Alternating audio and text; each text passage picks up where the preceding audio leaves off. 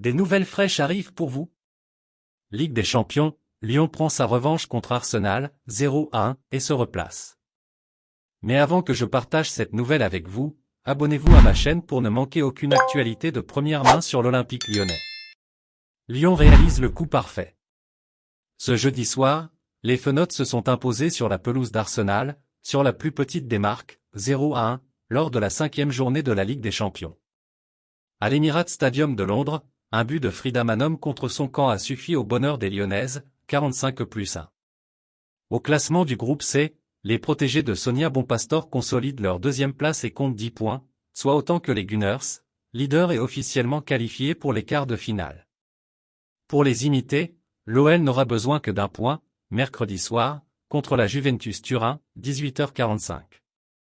Largement battu lors du match aller, 1-5, l'OL avait une revanche à prendre. Surtout, en cas de nouvelles déconvenues, les championnes d'Europe en titre, qui restaient également sur un revers, dimanche, contre le PSG en championnat, 0-1, se seraient retrouvées troisième de leur poule et plus que jamais en danger. Miema évacué en pleurs sur civière. Dans une rencontre équilibrée, les Lyonnaises ont fait la différence juste avant la pause. Sur un coup franc de Selma Bacha envoyé dans la surface de réparation, Vanessa Gilles, sur sa déviation de la tête, cherchait Melvin Mallard. L'attaquante française, qui avait auparavant déjà sollicité Manuela Zinsberger, sur une frappe peu puissante du bout du pied, 13e, n'est, cette fois, pas parvenue à toucher le ballon.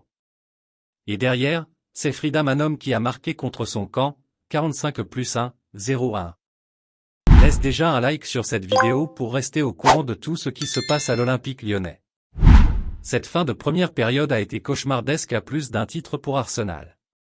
Quelques petites minutes plus tard, les Gunners ont perdu leur meilleure buteuse de la saison, cette réalisation. Suite à un mauvais appui, Viviane Miema s'est écroulée sur la pelouse.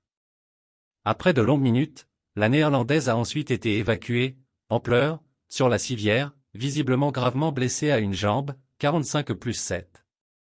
Après Beth Mead, victime d'une rupture des ligaments le mois dernier, le club londonien pourrait bien avoir perdu, pour une longue période, une autre de ses stars. Le sommet pas loin du break.